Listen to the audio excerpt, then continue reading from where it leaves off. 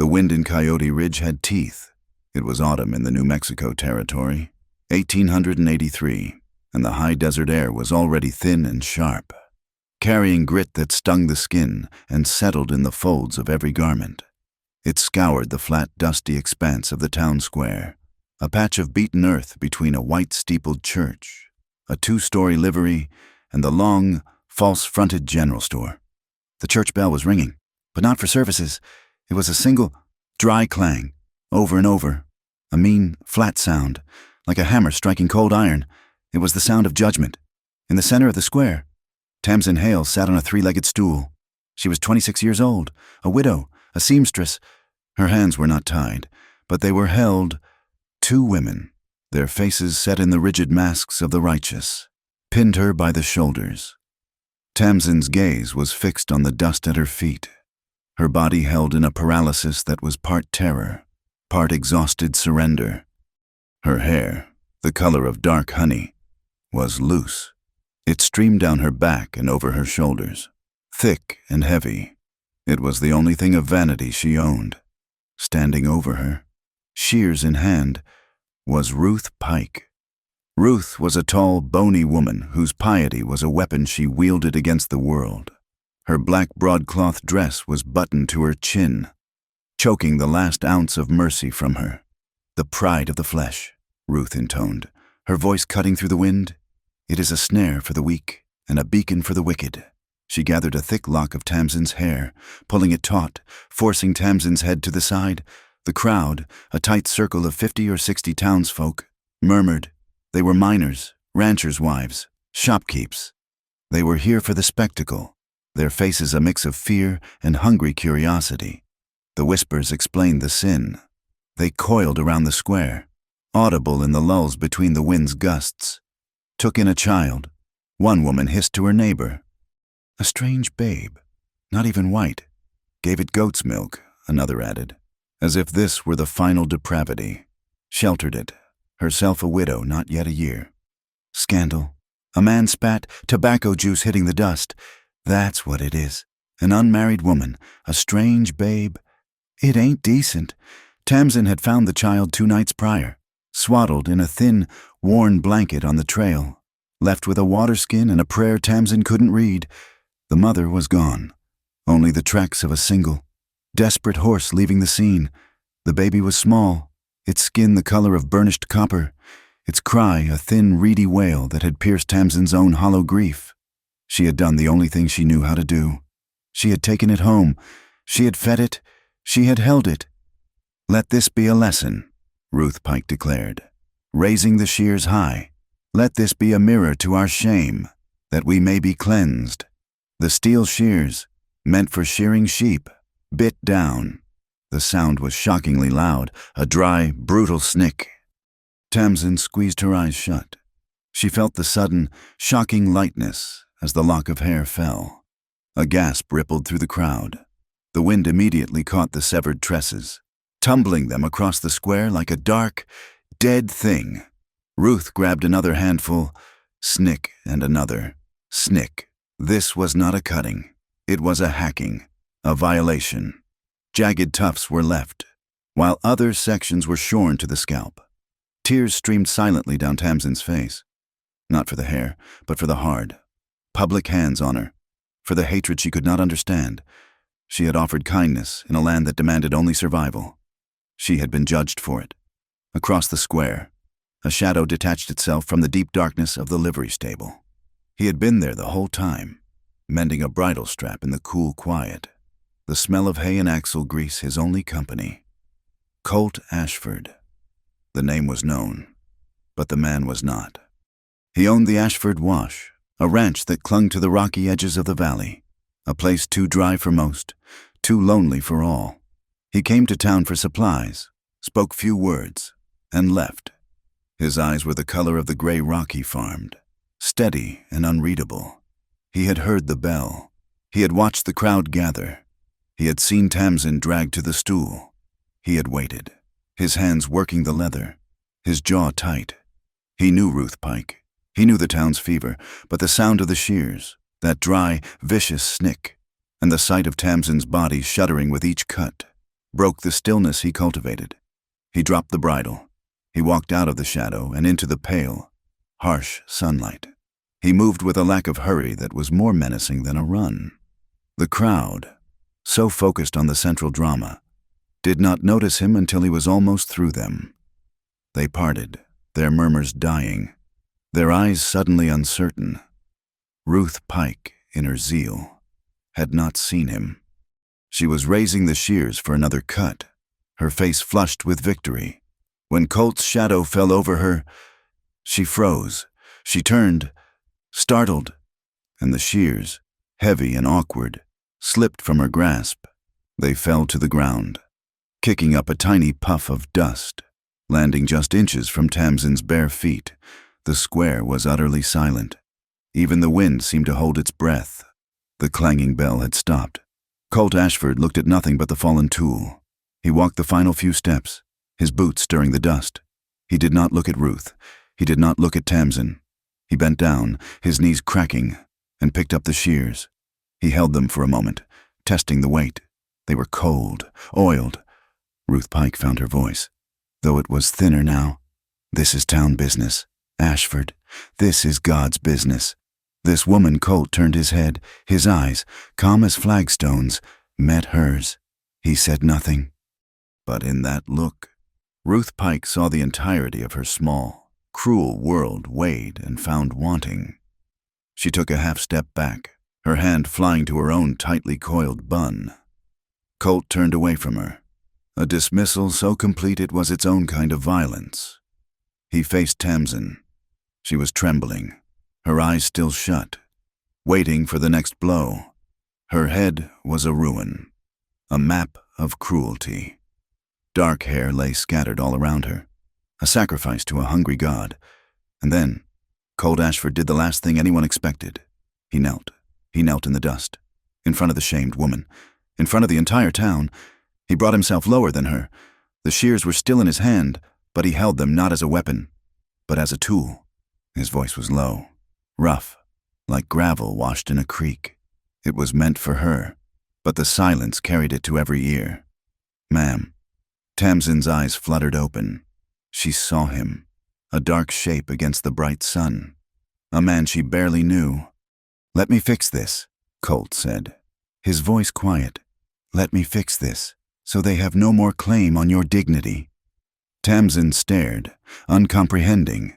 "Fix it." Colt raised his free hand, slowly, showing her his empty palm, before gently touching her chin. He tilted her head up.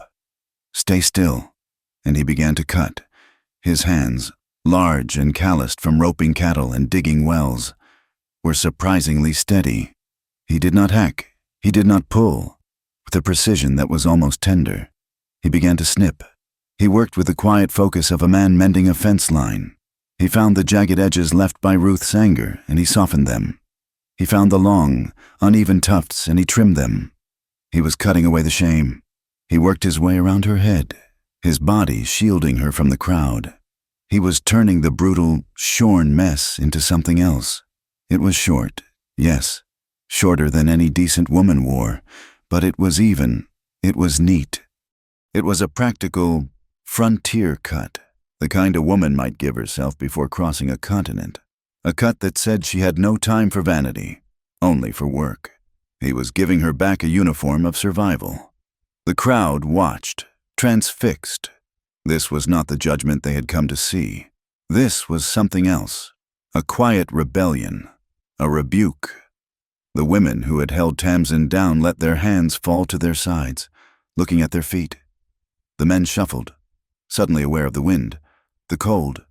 When he was finished, Colt let the shears hang from his finger.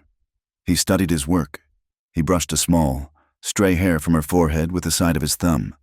Tamsin sat straight. The tears had stopped.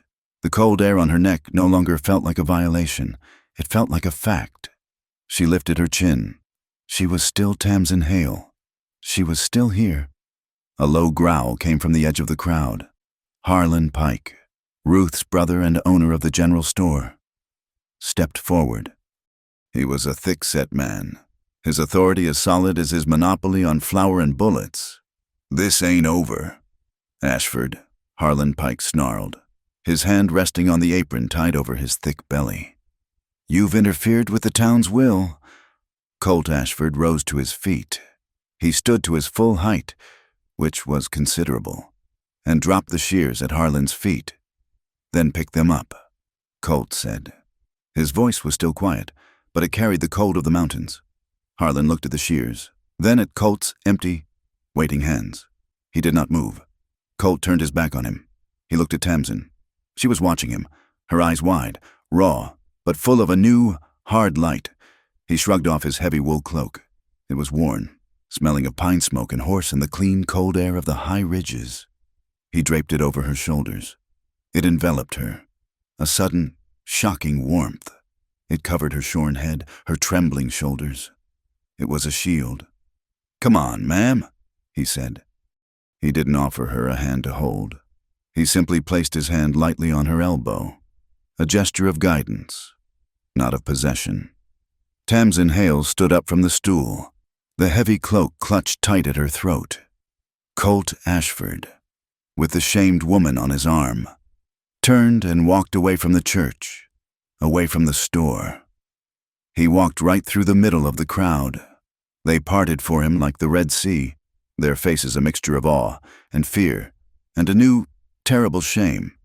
They left the whispers behind them, fractured and broken, scattering in the dust with the long, lost locks of Tamsin's hair. He did not take her to her small rented room behind the mercantile. He did not take her anywhere near the town of Coyote Ridge. He led her to his horse, a stoic gray gelding, and mounted. He said nothing, simply offered his hand. Tamsin, clutching the cloak, placed her foot in the stirrup and let him pull her up, seating her sideways in front of him.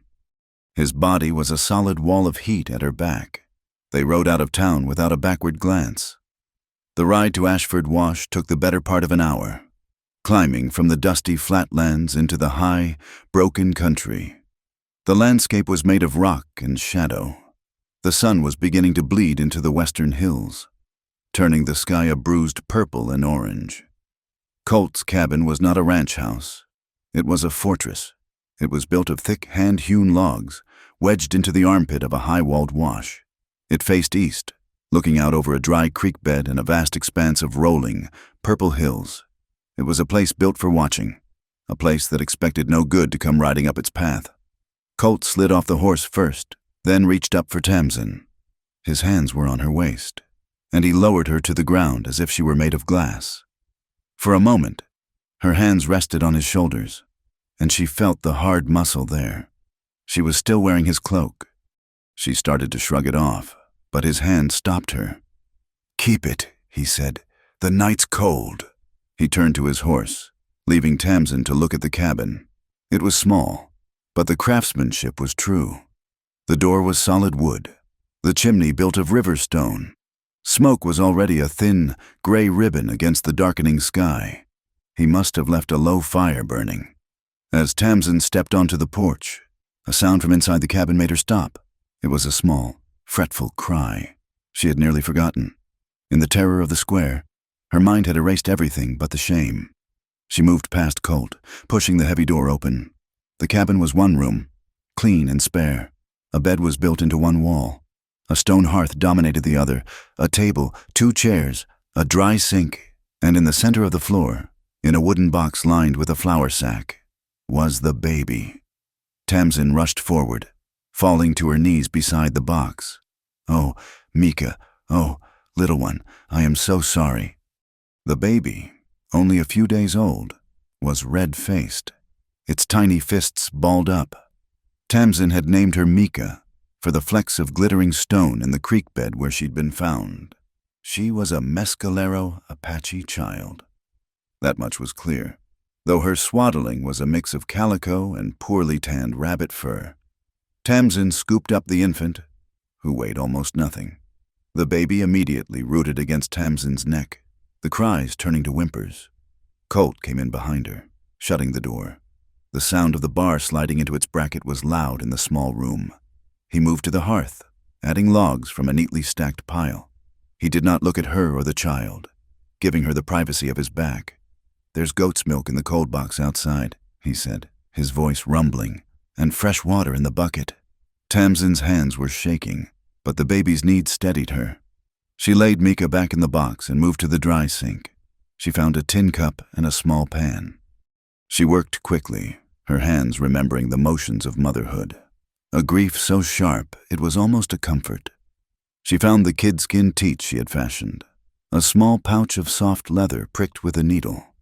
She warmed the milk with a little water from the kettle, testing it against her wrist until it was just warm. She sat in one of the chairs, the baby nestled in the crook of her arm. Wrapped in Colt's heavy cloak, she offered the teat. Micah's mouth, a perfect tiny O, latched on. The baby began to suck, a frantic, hungry rhythm that slowly evened out. The small, reedy breaths filled the silence. Tamsin looked down, tracing the perfect, dark arch of the baby's eyebrow. A tiny, starfish hand, the color of redwood, uncurled and gripped the fabric of Tamsin's dress. A fierce, possessive, trusting grip. The room was warm now. The fire crackled. Colt sat on a low stool by the hearth, not looking at her, but staring into the flames. He was mending a piece of tack, his hands busy. "I found the tracks this morning," he said, his voice casual, as if they were discussing the weather. "Up on the south slope. 2 horses." Tamsin looked up, her gaze questioning. "One shod," he continued, running a thread through an all-punch. "Ridden hard. The other was a pony, unshod. Looked like it was being led. The fire was hasty. They left a pot, mescalero. He was telling her he understood. He had read the story in the dirt." Tamsin's voice was low, thick with unshed tears. "She came 2 nights ago. The mother, she had the baby. She was sick, a cough, the kind that doesn't go away. She begged for shelter, just for the night." Tamsin closed her eyes, remembering. Ruth Pike saw me take her in, a strange woman, an Apache child. She paused. "This morning, when I woke up, the mother was gone. The pony was gone. She just left her." Tamsin's voice broke, but she controlled it. "She left Mika." Colt stopped his work. He looked at the baby, now asleep, milk glistening on her chin. She was protecting her. Colt said, it was not a question. It was a statement. A shod horse. Someone was with her, or hunting her. "I went back to the trail this morning to see if she had just gone for water." Tamsin whispered, but she was gone. All that was left was this. She reached into her dress pocket and pulled out a small, beaded amulet. It was on the blanket. Colt looked at the amulet, then at Tamsin. "So, you kept the child? What else could I do?" Tamsin asked, her voice rising with the first spark of the day's anger. "Give her to Ruth Pike to the church, to be sent away, to be cleansed. She is just a baby." Colt nodded, as if she had confirmed something he already knew. He stood up. He walked not to the bed, but to the corner, where a set of saddles rested on a wooden rack. He lifted one. It was an old saddle, worn, the leather dark and supple, but the stitching was coming loose. It was not his working saddle. He brought it over and set it on the floor near the hearth. But out of the range of sparks, he went to a chest and pulled out a clean wool blanket, thick and soft. He folded it carefully, lining the deep, protective seat of the saddle. He created a small, safe hollow. "Put her here," he said, gesturing. "She'll be safer off the floor, the cold drafts." Tamsin looked at the makeshift cradle, then at him. She carefully stood and transferred the sleeping Micah from her arms to the saddle. The baby sighed, settling into the warm wool, protected by the high cantle and pommel. Colt watched for a moment, his face unreadable in the firelight. Then he went to the wood pile. He picked up a small, flat piece of juniper. He took a knife from his belt. The same steady hands that had cut her hair now began to whittle. He worked quickly, shaving the wood smooth. Then, with the tip of the blade, he carved a single, deep letter into the wood. M. He drilled a small hole with the awl, threaded a piece of leather lace through it, and tied it to the saddle horn. The small wooden tag hung over the sleeping child, a marker, a claim. The wind picked up outside, a long, lonely howl that rushed down the wash. It sounded like a mourning woman. From far off, in the high rocks, a wolf answered. Tamsin shivered, pulling the cloak tighter. She was sitting on the floor, her back against the chair, her legs drawn up. She was exhausted, but she would not sleep. "Thank you," she said, her voice so low it was almost lost in the wind. Colt was banking the fire for the night. He paused, a log in his hand. "For what for the square?" Her voice was steady now. "For my hair." She touched the short, uneven ends at her neck. It no longer felt like a stranger's head. It felt like hers. Colt just nodded, placing the log carefully. He didn't look at her. "The child is safe here," he said. It was all the answer he was going to give. He took the other chair, placing it near the door, and sat. He laid his rifle across his lap. They settled in for the night, a strange, broken family, guarding a new, fragile life. The two of G_P, 3.4.1.3. The two of them did not speak again. The only sounds were the breathing of the child, the pop and hiss of the fire, and the steady, rising shriek of the wind. Tamsin watched the firelight play over the man's face. He was not handsome, not in the way her late husband had been. His face was all angles and scars, a map of hard living. But there was a stillness in him that was deeper than the rock of the wash. After an hour, the baby stirred, a small, fussy cry. Tamsin started to get up, but Colt was there first. He didn't pick Micah up. He just leaned over the saddle, his large, rough hand patting the baby's back in a slow, awkward rhythm. He murmured something, a low, tuneless sound, like a horse gentler. The baby settled. He went back to his chair. An hour later, Tamsin saw the fire was burning low. She rose silently, picked up a small log, and placed it on the embers. The flames licked up, bright and warm. She returned to her spot. There were no words of flirtation. There was no touch, no shared glance of meaning. There was only the slow settling of two heartbeats in a dangerous land, two people sharing a watch, and for the first time in a very, very long time, surrounded by the howls of the wilderness and the threat of the town, Tamsin Hale felt a rare and profound sense of peace. She closed her eyes. The cold light of dawn was just a gray smear over the eastern hills when the dogs began to bark.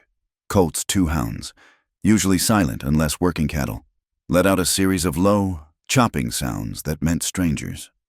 Colt was already awake. He was standing by the single window, a tin mug of coffee in his hand. He had not slept in the bed, but had remained in the chair by the door, his rifle resting beside him. Tamsin had woken on the floor an hour ago, her back aching, and had quietly taken over the watch of Micah while Colt checked his perimeter. Now, he set the mug down silently. "They're coming?" Tamsin's heart jumped into her throat. She looked at Micah, still sleeping soundly in the saddle cradle. "Who town?" he said. He didn't seem surprised. He seemed resigned. He picked up his rifle, checked the load, then set it back down by the door. He took his gun belt, heavy with a holstered revolver, and strapped it on. Then he unbuckled it and tossed it onto the bed. Tamsin stared. "You're not—" "A gun solves one problem and starts 10 more, Colt said, his voice flat. "This isn't a gunfight. Not yet. It's a test of land." He looked at her. "Stay inside. Bar the door behind me. Don't unbar it until I say. But they'll see you're alone. They know I'm alone. That's why they're coming." He stepped outside, pulling the door shut behind him. Tamsin scrambled, her hands trembling, and dropped the heavy wooden bar into its brackets. It felt thin, like a twig. She ran to the small, greasy window. 4 riders were coming up the wash. The morning light caught the metal on their bridles. Harlan Pike was in the lead, his thick body overflowing the saddle. Beside him, shockingly, was his sister, Ruth, riding astride like a man, her black dress hiking up to show heavy boots. Her face was pinched with a cold, righteous fury. Behind them were 2 men Tamsin didn't know, hard-looking men with rifles laid across their saddles. They looked like the kind of men who hired out for $20 a month and trouble. Colt Ashford stood on his porch. He was not wearing a hat. His hands were empty, hanging loose at his sides. He looked like a man waiting for a feed wagon. Not a confrontation. The riders stopped 20 yards from the cabin. The wind was already picking up, a low whistle through the rocks. It tugged at the horses' manes and at Ruth Pike's severe bun, pulling loose a wisp of graying hair. Harlan Pike let his horse dance for a moment, then reined it in. He looked at the cabin, at the porch, at Colt. He did not dismount. Ashford, he boomed, his voice unnaturally large in the quiet wash. "You're harboring a harlot and a heathen babe. This is a decent territory. We won't have it." Colt just watched him. Inside, Tamsin had picked up Mika, who had begun to fuss at the sound of the voices. She held the baby against her chest, her hand automatically patting the small back. She pressed her face against the window, her breath fogging the glass. Harlan waited for a response. When none came, his face darkened. He unslung his rifle, a heavy Winchester, and with a grunt, rode his horse right up to the porch. He didn't aim it. He used it as a tool. He slammed the wooden butt of the rifle against the porch post. Once, twice, 3 times. Thud, thud, thud. The sound was a violation, a physical blow against the house. Tamsin flinched with every impact. Mika let out a wail. "I know you're in there," Harlot Harlan shouted, his voice thick. "That's enough. Harlan!" Colt's voice was not loud, but it cut through the wind. Harlan Pike swung his horse back, surprised. He had expected fear. He had expected shouting. He had not expected calm. "Give us the child." "Ashford," Harlan demanded, his voice dropping to a hard, businesslike tone. "The pastor will decide what's to be done. It'll be sent to the reservation, or a mission. It's a matter for God, not for you." "No," Tamsin whispered from inside. She found a wool scarf and quickly, gently, wrapped it around Mika's head, covering the tiny ears. She would not have the baby hear this hate. "This is private land." "Harlan," Colt said, taking one step forward to the edge of the porch. He still kept his hands open, his palms facing them. "Back your horses. You're trespassing." "Trespassing," Ruth Pike's shrill voice cracked like a whip. "Trespassing. We are doing the Lord's work. We are saving the soul of this town from filth." She reached into a saddlebag and pulled out something dark and stringy. She held it up. It was the longest lock of hair she had cut from Tamsin's head. It writhed in the wind like a dead snake. "She is a shame to womanhood," Ruth shrieked. "She opens her home to savages, brings a curse upon us all, and you, Colt Ashford, you protect her. You are just as fallen." The bar on the door rattled. Colt didn't turn, but his body tensed. "Tamsin, no." The bar lifted, the door swung open. Tamsin Hale stood in the doorway. She was pale, her face bruised with exhaustion. Her hair, the short, practical cut Colt had given her, was ruffled by the wind. She held the baby, wrapped in the scarf, tight to her chest. She was terrifyingly exposed. Harlan Pike's gaze fixed on her, hungry and triumphant. He had flushed his quarry. "There she is," he sneered, "the Apache's nursemaid." Colt took a half-step back, placing himself between Tamsin and the riders, but not blocking her. He gave her the dignity of the doorway. Ruth Pike spurred her horse forward, holding the lock of hair out like a trophy. "Look at your shame. Look at what your sin has cost you. We should have branded you." Tamsin looked at the hair. She looked at Ruth's furious, twisted face. She looked at Harlan. She looked at the 2 hired men who were now watching with bored, professional interest. Her voice, when it came, was small, but it was clear. The wind seemed to quiet itself just enough to let the words carry. "I fed a child," Ruth faltered, her hand still in the air. "I fed a child who was hungry," Tamsin said, her voice gaining strength. She took one step onto the porch. "You cut my hair." She looked directly at Ruth. "You shamed me. You tore my clothes." She looked at Harlan. "But you cannot cut my compassion." The words hung in the air. It was a simple statement, but in that place, at that moment, it was a declaration of war. It was a rejection of their entire world. Harlan Pike's face went from red to a deep, blotchy purple. He had come for a baby. He had found a rebellion. He had no answer for her. His world was built on shame and fear, and she had just refused to participate. He turned his rage on Colt. You think your Rockpile Ranch makes you a king? You're just a hermit, and now you're a fool." He gathered his reins, his authority returning. He was a man of commerce, of deadlines. "Keep the babe. For now," he said, his voice dropping to a cold, menacing growl. "But the town will have its say. Come the full moon, there will be a judgment. A real one. With the circuit judge. And if he's not here, there will be a town judgment. We will have that child, and we will have this woman." He wheeled his horse around. So sharp, the animal whinnied in protest. "Come the full moon. That's 10 days. Ruth Pike threw the lock of hair onto the ground. She spat on it. Then she and the other riders followed Harlan down the wash, the clatter of their horses' hooves a fading threat. They were gone. The silence they left behind was vast, heavy. Tamsin was shaking so hard she could barely stand. Her legs gave out and she sank onto the porch step, pulling Mika into her lap, burying her face in the baby's blanket. She had done it. She had spoken, and she had just doomed them all. Colt stood for a long time, watching the dust settle in the wash. He said nothing. Finally, he went into the cabin. He came back out with his rifle in one hand and his gun belt in the other. He strapped the belt on. This time, he was not expecting a test. He was expecting a fight. He sat on the porch rail, opposite her. He began to clean his rifle, his hands methodical, automatic. "The full moon," Tamsin whispered, her voice muffled. "He means it." "He means it," Colt agreed, sliding an oiled rag down the barrel. "We can't fight them. 4 men, maybe more. They'll come with everyone." Colt clicked the action of the rifle shut. He sighted down the barrel at the empty wash. "No, we can't fight them." Tamsin looked up, her face stricken. "Then what? We give them Mika no." He laid the rifle down. He stood up and offered her his hand. She took it, and he pulled her to her feet. "Come," he said. "I'll show you." He led her around the side of the cabin, past the goat pen and the small, struggling garden. He pointed up, to the high, sheer cliffs that formed the back of his property. "That's the property line," he said. "The deed ends at the rock face. But the rock doesn't end."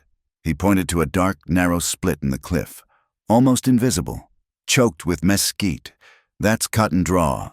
It's not a draw. It's a crack. Goes clean through the mesa. Comes out 3 miles north. In Apache country." Tamsin stared at the black slash in the rock. A way out, he confirmed. "Harlan knows my land. He doesn't know my rocks. If they come, we don't fight. We don't stand. We fall back. We go into the draw. They can't follow with horses. Not in the dark. And they won't follow on foot. Not there." He looked at her. His gaze was practical. "But we have to be ready." He led her back to the cabin. He found a long, leather sling. "We'll need to wrap her for riding, not in a blanket. It has to be tight to your body. Your hands have to be free." He began to show her how to loop the leather, how to tie it to create a secure pouch against her chest. "We'll practice. Every day." That afternoon, he took her to the mouth of the draw. He made her stand still. "Close your eyes," he commanded. She did. "What do you hear, the wind?" She said. "The goats." "Listen to the wind," he corrected. "It's coming down the draw. It brings sound. You can hear a horse walking, a man coughing from a mile away. But the wind in the wash, coming up from town, it lies. It swirls. It'll make 2 men sound like 10, or 10 sound like 2. You learn to listen to the right wind. You learn to tell the difference between a shod horse and an unshod one." He picked up a handful of dust. He let it trickle from his hand, watching the wind carry it. "They'll come at night," he said. "Harlan likes the show, but he's a coward. He'll come when he thinks we're asleep. He'll come with the moon at his back, so he can see us, and we can't see him." He looked at her, his face serious, his eyes holding hers. He was not a man of comfort. He was a man of facts. "You're going to learn to see in the dark," he said, "and you're going to learn to listen to the wind, because in 10 days, The moon will be full, and he'll be here. The sun was a fire burning down the western ridge, and the light inside the cabin turned thick, the color of old honey. It was the 4th evening since Harlan Pike's visit, 10 days. Now there were 6. The time had passed in a strange, tense rhythm. By day, Colt worked his ranch with a grim, focused energy, mending fences, checking the water levels in his well, never moving more than 100 yards from the cabin. Tamsin worked in the doorway, mending Colt's clothes, grinding corn, her eyes scanning the wash. They taught her to use the sling, strapping Mika to her chest and walking the perimeter, learning the feel of the baby's weight, learning to move as one. But now, the day's work was done. Night was a predator, and it was coming. Mika was asleep in the saddle cradle, bathed in the soft, steady glow of the hearth. The cabin was warm, secure, but the silence was stretched thin. Tamsin sat at the small wooden table, her hands folded over a piece of mending. She had been staring at the same spot on the rough-hewn planks for almost an hour.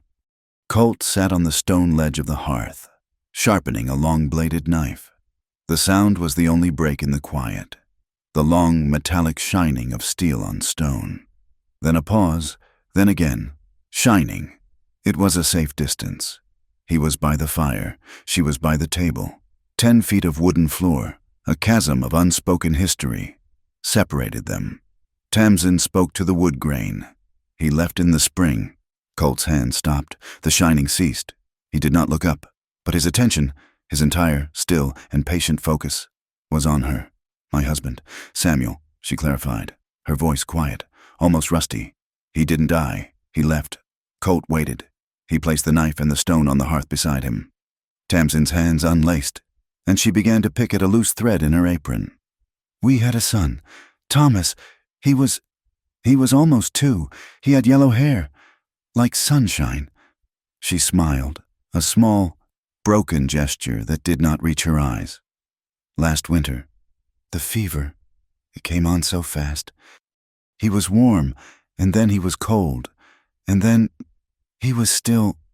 We buried him on the hill behind the church. The ground was so hard, it took Samuel 2 days to dig. She stopped. She was back there, in the frozen earth, in the small room that had become a tomb. The house it went quiet after that.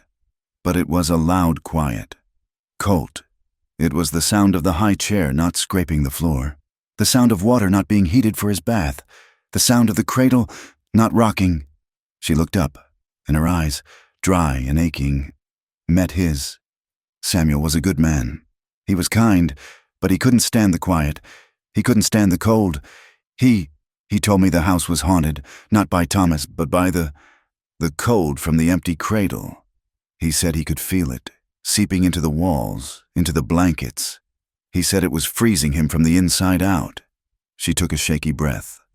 One morning in April, when the first thaw came, I woke up and he was gone. The horse was gone. He left a note on the table. It said he was sorry. It said he had to find someplace warm.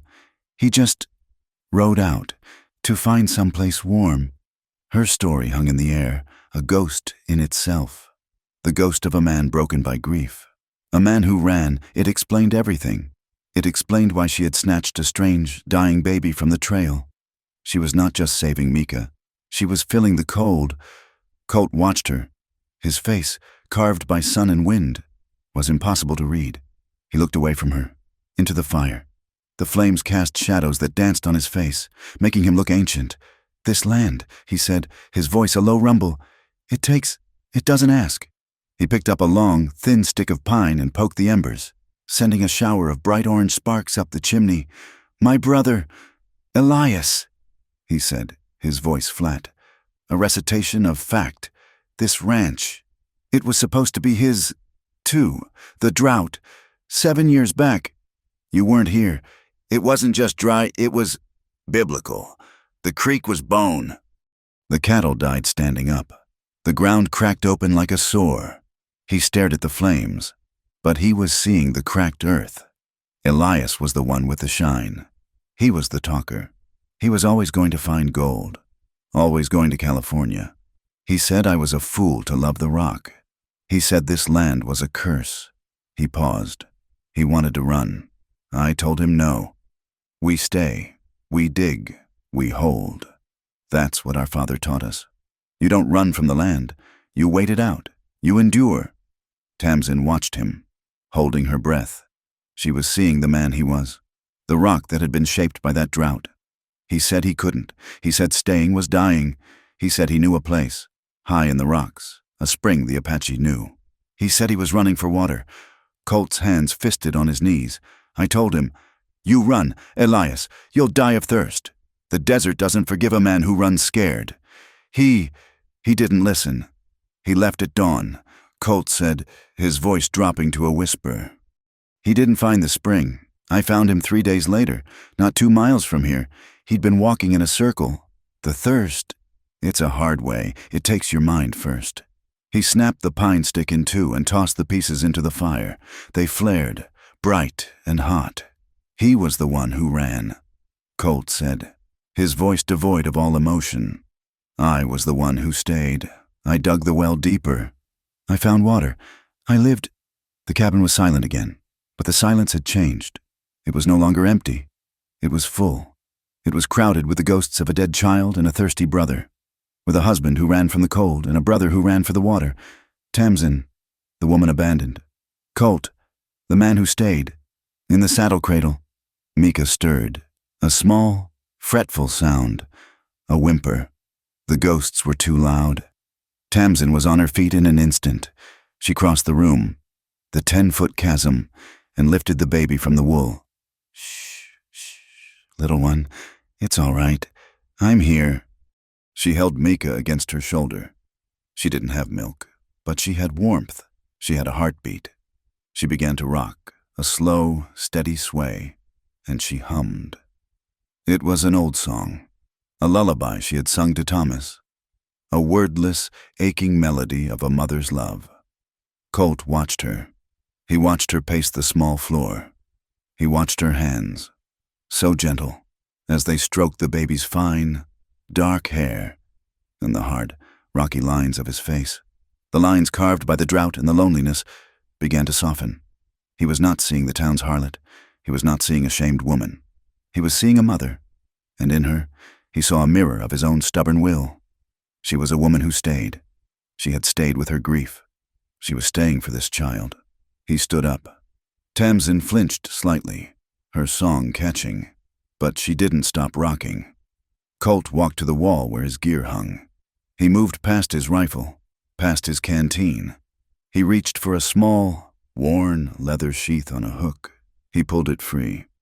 He walked to her. He stopped in front of her. She had to tilt her head back to look at him, still humming, still rocking the baby between them. He held out the knife. It was small, the blade no more than 4 inches, but it was sharp. A skinning knife, perfectly balanced, the wooden handle worn smooth with use. His voice was low, and for her alone. "Harlan will come in the dark. He'll come to burn, or to take. We'll go to the draw. I'll be in front. You'll be behind." He looked at the baby, then at her. "If I fall," he said, the words blunt, a cold, hard fact. "If I am not there, you'll have Micah in the sling. You'll be tied to the saddle. You'll need to cut free. Cut the baby free. Run. Don't look back." He was giving her an order. He was giving her a last, terrible chance. He was admitting his own mortality. He was trusting her to survive. Tamsin's humming stopped. She looked at the knife, the tool of her own survival, the proof of his potential failure. She reached out her free hand. She did not take the knife. She curled her fingers around his hand that was holding the knife. Her fingers closed over his. His hand was not like Samuel's. Samuel's hands had been soft, a merchant's hands. This hand was a piece of the land itself. It was hard, scarred, calloused, and it was warm, incredibly warm. A furnace heat from the fire, from the blood in him. Her hand was trembling and cold. The touch lasted only a second. It was not a caress. It was an acknowledgement, a spark, jumping from his warmth to her cold. She felt it, a jolt, all the way to her shoulder. She slowly, deliberately, took the knife from him. Her fingers brushed his rough palm. Reassurance. Trust. Thank you, she whispered. She did not look away from his eyes. He did not look away from hers. Outside, in the last, dying light. The dust settled in the wash. On the high ridge, a shadow that had been watching the smoke from the chimney, a shadow that had stood still for the better part of an hour, turned. It was not a rock. It was a man. He was too far to see, but he was there. He watched. He waited. And then, as the first stars pricked the purple sky, he melted back into the juniper trees and was gone. He left no tracks. It was impossible to know if he was a friend or a foe. In the cabin, Tamsin had put the sleeping Micah back in the cradle. She slid the small, sharp knife into the top of her boot. She did not go back to the table. Colt did not return to the hearth. The tension was broken. The confessions made. They were simply two people, exhausted, guarding a child. They found spots against the thick log wall, near the fire, their shoulders leaning against the wood. They were not touching, but they were close enough to hear each other breathe. The silence returned, but it was a new language, and in the dark, with their shared ghosts standing watch, they were finally beginning to understand it. The moon. Harlan had promised it, and the moon had kept his word. It was not a soft harvest moon. It was a high desert moon, a silver-white scar, so bright it leached the color from the world.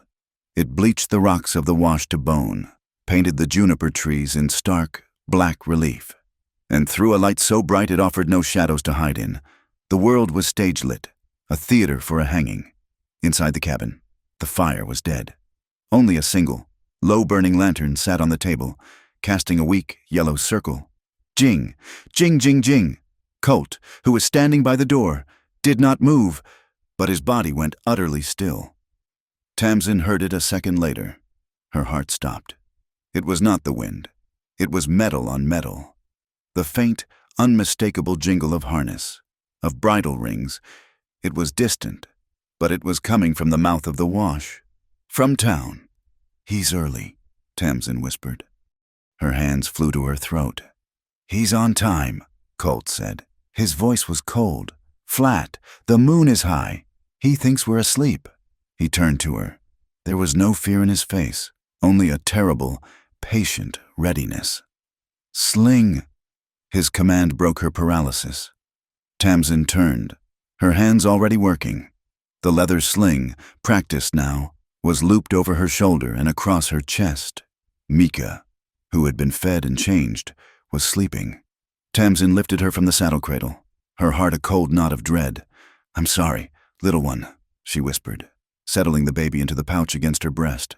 She pulled the straps tight, lashing the child's warmth to her own. Micah was secure, her own small body a shield for the baby within. Colt moved with silent, economic grace. He blew out the lantern, plunging the room into the stark, silver black of the moonlight coming through the window. He grabbed his rifle. He grabbed a heavy saddlebag, which he slung over his own shoulder. The door is loud, he whispered, his mouth close to her ear. We go out the window. He was not talking about the small, greasy pane Tamsin had looked through. He was talking about a section of the back wall. What she had thought was a wood patch was a shutter, built to look like the rest of the cabin, opening directly onto the path to the draw. He slid a hidden wooden pin. The shutter swung open with a soft swoosh of oiled hinges. Outside, the air was knife-cold. The moonlight was blinding. Stay low. Don't look at the moon. Look at the ground, he ordered. He went first, a low crouch, rifle in hand, melting into the rocks. Tamsin followed, one hand securing Micah, the other holding the small, sharp knife he had given her. She could feel the baby's heartbeat, a fast, rabbit thump, against her own. The jingle of the harnesses was louder now, closer. They were in the wash. She could hear the clop, clop, clop of shod horses on stone.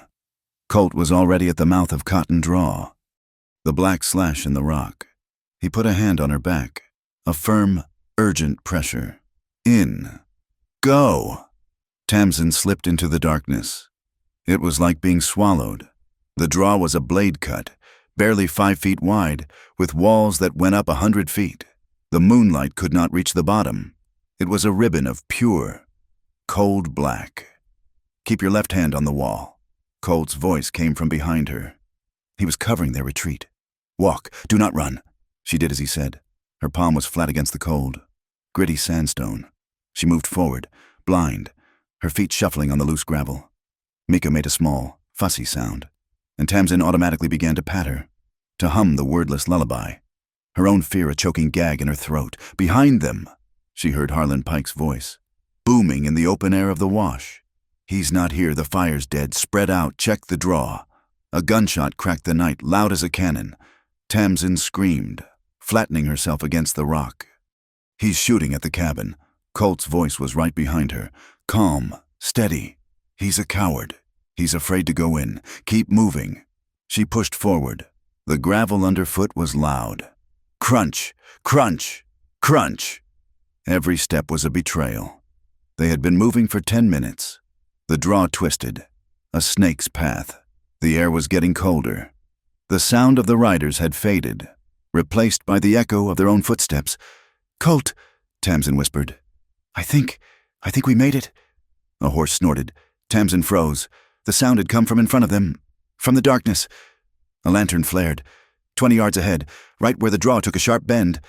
It illuminated a face, a thick, bearded face. Harlan Pike. He was on foot, holding the lantern high. "Knew it." Harlan's voice, oily with triumph, echoed in the narrow space. "Knew you were a rat. Ashford. Knew you'd have a rat hole." From the ridge above, a voice shrieked. There they are. The harlot, the filth." Tamsin looked up, a scream dying in her throat. On the rim of the canyon, silhouetted against the bright, damning moon, were 2 figures. Ruth Pike, her arm pointing, and a man beside her, holding a rifle. Another rifle gleamed from the opposite rim. They were trapped. Harlan in front, guns above. The riders were still behind, blocking the mouth of the draw. "It's over." "Ashford," Harlan said, taking a step closer. The lantern light made his shadow a dancing monster. "Give me the babe. The woman can stay. Or she can come. The town will still have its judgment." Colt stepped in front of Tamsin. He did not raise his rifle. He just stood, a wall between her and the lantern. "You won't fire that rifle in here." "Harlan," Colt said, his voice dangerously soft. The sound, the echo, it could bring the whole north wall down. "You know this rock. It's shale. You'd bury yourself with us." Harlan hesitated, his eyes flicking up at the towering, unstable walls. He hadn't thought of that. But Ruth had no such caution. "He's lying," she shrieked from above. "Shoot them! Ira, shoot the man!" The man beside her raised his rifle, and Colt whistled. It was not a man's whistle. It was a high, trilling, 3-note call, the sound of a bird. A hoarse call. It cut through the night. For a second, nothing happened. Then, from the direction of the cabin, came an answer. A frantic, high-pitched whinny. A crash of splintering wood. "What in the hell?" Harlan said, turning. "My mares! Harlan!" Colt said. "I left the gate on the latch." A thunder of hooves. 2 horses, his 2 prized, half-wild mares, burst from the side path. They were not running from the draw. They were running towards the men who were blocking it. They came into the main wash at a full, terrified gallop. A cloud of dust and chaos. Shouts erupted from behind them. Horses, loose horses, the men at the mouth of the draw, caught between the trap and the stampede. Scattered. "Damn you! Ashford!" Harlan roared, momentarily distracted. On the rim, the man named Ira was still taking aim. He was settling the butt of the rifle against his shoulder. In that frozen moment, Tamsin heard a thwip. Something small and dark landed at her feet. It bounced off the rock with a dull clack. She looked down. It was an arrow, but it was old, the fletching worn. And there was no head. The front was just a smooth, blunt piece of fire-hardened wood. A signaling arrow. A bird point. Colt had seen it too. His eyes snapped up, not to Ruth, but to the other side of the canyon, to the deepest, darkest shadow on the rim. "Get back." "Tamsin," he whispered. pulling her flat against the rock wall. A figure stood up on the high rim, silhouetted against the moon. Not a gunman, a woman. She was tall, wrapped in a blanket. Two more figures rose beside her. Ruth Pike saw them. Apache, she screamed, her voice cracking with a new, pure terror. We're attacked. It's an attack. The man beside her, Ira, forgot Colt. He swung his rifle toward the new figures. The Apache woman on the rim did not move. She simply raised her arm. Thwip! Another blunt-tipped arrow, identical to the first, flew across the canyon. It did not hit Ira. It hit the rock, not 3 inches from his foot. He yelped, jumping back, firing his rifle uselessly into the sky. Follow now, a new voice called. It was not Colt. It was the woman on the rim. Her English was slow, accented, but clear as the moon. She was pointing, not at them, but up along the ridge. Go, Colt, shoved Tamsin. Climb, he was pointing to a set of handholds, carved into the rock, invisible until you were right on top of them. An old trail, Harlan Colt yelled, and he fired his rifle. Not at Harlan, at the lantern. The shot was deafening. The canyon amplified it into a roar of thunder. The lantern exploded in a shower of glass and burning oil. Harlan screamed, plunging them back into the disorienting dark, the silver and black of the moonlight. Go, go. Colt was behind Tamsin, his hands on her waist, shoving her up the first foothold. She climbed. She was clumsy, terrified, the baby a heavy weight on her chest, but she climbed. The rock was rough, her fingers were raw. She heard Colt climbing behind her. Below them, there was chaos. Harlan was yelling. Ruth was screaming. The gunmen were shooting at shadows. In a minute, they were on the rim. The 3 Mescalero were waiting. The leader was an older woman. Her face a beautiful, devastating map of wrinkles. Her black eyes were calm. She looked at Tamsin. She looked at the bundle on her chest. She simply turned and began to walk. Follow, she said again. They ran. They followed the 3 silent figures through the juniper and scrub, away from the draw, away from the shouts, deeper into the high rocky country that belonged to no white man. They did not stop for what felt like hours. They were led to a place Tamsin never could have found, a deep dry alcove under a massive overhang of rock. It was completely hidden from view, sheltered from the wind. A fire was already laid. One of the Mescalero men struck a flint and lit a bundle of pine resin. The torch flared, and he lit the small, smokeless fire. Tamsin sank to the ground, her legs giving out. She was shaking, gasping for air. Colt stood at the mouth of the alcove, rifle ready, watching their back trail. The Apache woman came to Tamsin. She knelt. She looked at Tamsin, then at the baby. Tamsin, trembling, loosened the sling. Mika was awake. Her eyes were wide in the firelight. She was not crying. She was just watching. The old woman watched the baby. The baby watched the old woman. And then, for the first time in her short, troubled life, Mika's face split into a wide, toothless grin. A small sound, a gurgle of pure delight, escaped her. A laugh. Tamsin stared, tears filling her eyes. The old woman's stern face softened. A smile, as real and deep as her wrinkles, appeared. She reached out a long, brown finger and gently stroked the baby's cheek. "She knows her people," the woman said, her voice a low, soft rumble. She looked at Tamsin. "You have kept her safe. I tried." Tamsin wept. "I call her Mika." The woman shook her head. A slow, gentle negative. "She has a name. Her mother gave it. My daughter." Tamsin's heart stopped. "Her mother, is she—" "She is gone," the woman said, her face closing. "Gone to the spirits. But she left the child. She left her name." The woman looked at the baby, her eyes full of a grief and a love as old as the rocks around them. "Her name is Nalin," she said, her voice soft. "It means she who endures, she who lives through the hardship." Nalin. Tamsin repeated the name, her voice thick. Nalin. It felt right. It felt true. "Nalin?" Tamsin said, her voice gaining strength. She looked at the child, who was now gurgling at the firelight. I will keep the name, but she needs a name for the other world, for the town, so they know she belongs to a home." Tamsin looked up, first at the old woman, then at Colt, who had come to stand at the edge of the firelight. "Nayland Hale," Tamsin said, her voice clear and strong in the small, warm alcove. "Her name is Nayland Hale." The night broke, as all nights must, but the dawn brought no relief. It brought only a cold, gray light that revealed the trap. Harlan, Ruth, and their hired men were still at the mouth of the draw, the rest of the town's mob. Those who had come for the spectacle, huddled in a miserable, weary group 50 yards back. They had been held there all night. The chaos of Colt's loose mares had broken their charge, and the sudden, silent appearance of the mescalero on the ridge had frozen their blood. They were in a standoff. Colt, Tamsin, and Nayland were in the rock alcove, protected by the fire and the watchful eyes of the elder and her 2 male companions.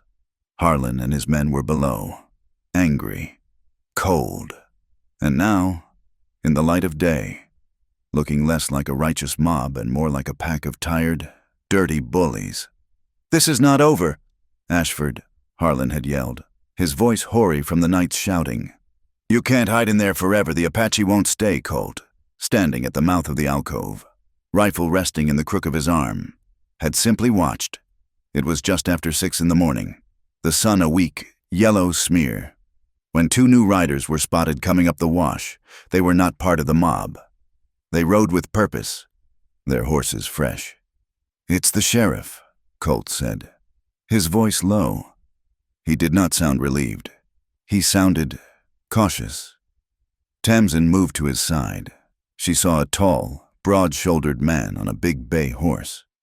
He was a black man, which was rare in the territory, and he wore a blue Union coat, faded and worn, but the brass buttons were polished. A tin star was pinned over the pocket. He rode with a straight-backed, military discipline. Beside him, riding a tough-looking mule, was a person Tamsin assumed was a clerk. As they drew closer, Tamsin saw that the clerk was a woman. She was perhaps 50, her face plain but etched with an undeniable, fierce intelligence. Her graying hair was pulled back in a bun so tight it seemed to stretch the skin of her face. She wore a man's hat and a travel-worn duster. Harlan Pike spurred his horse forward to meet them. "Sheriff Booker, thank God we've been held here all night. This man, Ashford, he's led an Apache attack on us. Sheriff Isaiah Booker raised one gloved hand. He did not look at Harlan. He looked up, his eyes scanning the ridges, finding the mescalero, finding the alcove, finding Colt. His gaze was slow, assessing, and missed nothing. "Mr. Pike." The sheriff's voice was a deep, resonant bass. It was the voice of a man who had given orders on a battlefield, a voice that expected to be obeyed. "I came from town because I heard 6 gunshots an hour before dawn. I did not come to hear your complaints. I came to see who was dead." He rode past Harlan, ignoring him, and stopped his horse 30 yards from the alcove. The woman on the mule stopped beside him. "Colt Ashford," the sheriff called out. "Sheriff?" Colt answered. His voice was steady. The sheriff turned in his saddle, his gaze sweeping over Harlan's men, over Ruth, over the huddled, shame-faced townsfolk. "I have 2 questions, and I will have them answered," Sheriff Booker announced. "First, who fired those shots?" "I did," Colt said from the rock. "At a lantern." "And second," the sheriff continued, "I was told in town that a mob, led by Mr. Pike, was formed last night to ride to this man's property, drag a woman from his house, and seize a child. Is that true?"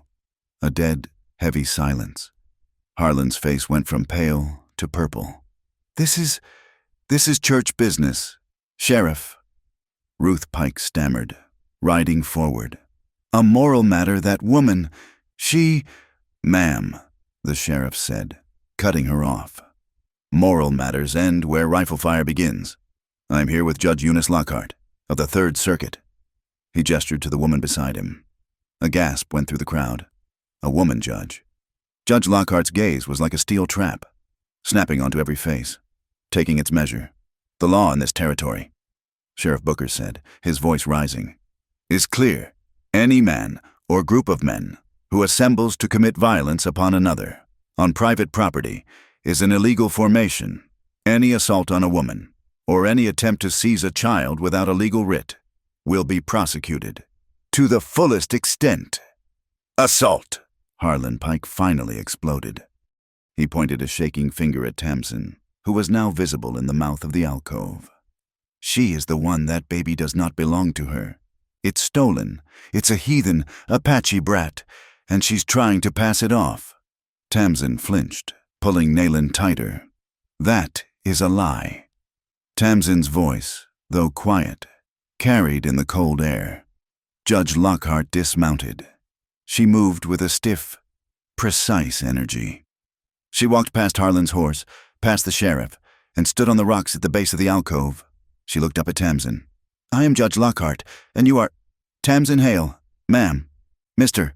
Pike claims the child you hold is stolen. What say you? She is not stolen, Tamsin said, her voice shaking but gaining strength. She was given. Given? Harlan scoffed. By who? The coyotes? Before Tamsin could answer, the elder stepped forward. She was a silent, powerful presence beside Tamsin. She was holding a small, folded piece of hide and a large, leather-bound book. She pressed them into Tamsin's hands. Tamsin looked at Judge Lockhart. This, she said, holding up the book, is Mr. Ashford's ranch ledger. It proves this is his land, where you are standing, where they chased us last night with guns. The judge nodded. The deed is filed. I recognize the claim. And the other item? Tamsin's hands trembled as she unfolded the piece of hide. It was not hide.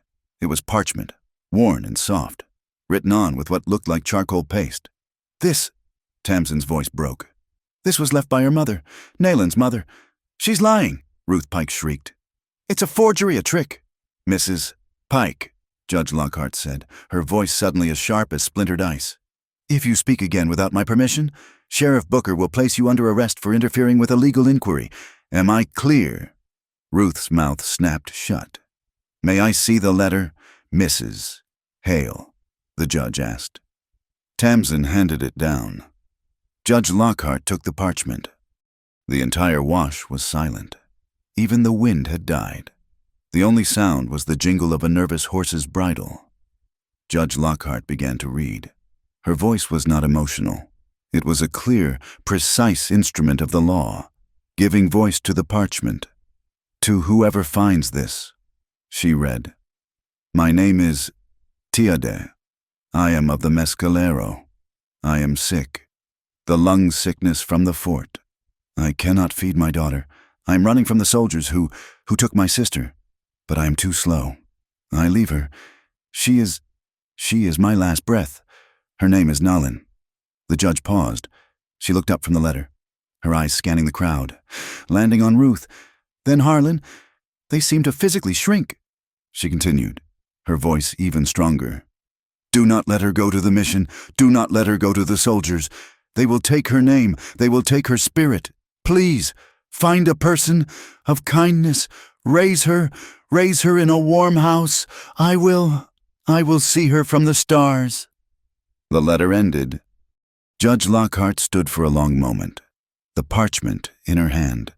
A woman in the crowd, one of Ruth's own church sisters, was openly weeping. The men shuffled their feet, their eyes on the ground, on their boots, anywhere but on the judge. This, Judge Lockhart said, is a last will and testament. It is a mother's plea. It is more binding than any law in my books. She turned, her gaze falling on Harlan Pike like a physical weight. Sheriff Booker had moved his horse, and he was now sitting directly behind Harlan, a silent, blue-coated promise. Sheriff, the judge said. Ma'am, Booker replied. The law has no room for this. Does it? No, ma'am, Booker said, his voice flat.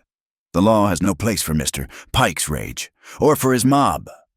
Ruth Pike had been watching, her face a mask of disbelief. This was not how it was supposed to be. Her world, her righteous, ironclad world, was dissolving. She saw Tamsin, standing there, protected, vindicated. She saw the baby, the heathen, being held as if it were precious. In a fit of pure, unadulterated spite, she remembered. She reached into her dress pocket and pulled out the thick, dark lock of Tamsin's hair she had kept. A trophy! "She is still a harlot!" Ruth shrieked, her voice cracking. She threw the lock of hair onto the ground at the judge's feet. "She is shorn! She is—" "Mrs. Pike!" Judge Lockhart roared. It was not a shout. It was a detonation of pure authority. "You are in contempt. Isaiah," the judge said, her voice now deadly calm. "Ma'am," the sheriff replied, his hand already moving. "No, wait." Judge Lockhart looked at the lock of hair on the ground. She looked at Ruth, who was now panting, terrified. "You will not be arrested. Mrs. Pike, not yet. You will dismount. You will pick up that piece of hair. You will hand it to Mrs. Hale, and you will apologize. Not to me, to her. For the assault." I will not," Ruth gasped. "Then you will be bound and taken to the jail in Santa Fe." The judge said, "Your choice." Ruth stared, her world ending. To apologize to her. It was a humiliation worse than any jail. Colt Ashford stepped forward, out of the alcove. He moved slowly, his rifle held loosely in one hand. He did not look at Ruth. He looked at the judge. "Your Honor," he said. His voice was rough, but respectful. "We don't need an apology." Ruth looked at him, confused. "We need a solution," Colt said. He was standing beside Tamsin now, his shoulder almost touching hers. "Mrs. Hale, Tamsin. She wishes to be the child's legal guardian, to honor the mother's request." Judge Lockhart raised an eyebrow. "That is highly irregular. Mr. Ashford, she is not blood. The child is Apache. The child's grandmother is here," Colt said, nodding to the elder, who watched with unblinking eyes. "She gives her blessing." The elder nodded once, a slow, regal acknowledgement. "We need time," Colt pressed. "To file the papers, to make it right by your law. Give us 3 weeks. Until you come back through this circuit, I will sign my property, this ranch, my herd, my well, as bond, $500, to guarantee the safety of Tamsin and the child. Nalin." Harlan Pike's jaw dropped. $500 was a fortune. It was everything Colt had. Judge Lockhart looked at Colt. She looked at Tamsin, at the baby, at the fierce old woman beside them. She saw a family, forged in rock and fire. She nodded. 3 weeks. She walked back to her mule. She unstrapped a small writing desk from her saddle. With quick, efficient motions, she uncapped an inkwell, took a piece of paper, and began to write. "I am issuing a temporary order of protection," she said, her pen scratching. "This order grants temporary custody of the child, Nalin, to Tamsin Hale. It forbids any person, including Harlan Pike and Ruth Pike, from approaching, threatening, or interfering with Tamsin Hale, Colt Ashford, or the child. Violation will result in immediate arrest." She finished writing, sprinkled sand on the ink, blew it off, and signed her name with a flourish. Then she took a stick of red wax, melted it with a match, and pressed her signet ring into the blob, the seal of the territory. She walked back and handed the paper to Tamsin. "This is your shield, Mrs. Hale. Use it." She then turned to the crowd. Her voice was cold again. "This matter is concluded. Go home. Sheriff Booker and I will be the last to leave. Go home." It was over. The threats, the rage, it all just dissolved. Harlan, his face black with a fury he could not voice, yanked his horse's head around and rode away, not even looking at his sister. Ruth sat, weeping, until one of her church friends, red-faced, led her horse away. The mob, now just quiet, tired men, melted back down the wash, eager to be gone. Soon, the only ones left were the judge and the sheriff, Tamsin, Colt, Nalin, and the mescalero. The sun was finally high enough to send warm, yellow light into the draw. The elder stepped up to Tamsin. She looked at the paper, then at Nalin. She placed her hand over Tamsin's, over the paper, and then on the baby's head. A blessing. Then she and her two companions turned. They did not walk. They simply flowed back into the rocks. And, in a heartbeat, were gone. Sheriff Booker touched the brim of his hat to Tamsin. "Ma'am." He nodded to Colt. "Ashford." Judge Lockhart looked at them, a small, rare smile touching her lips.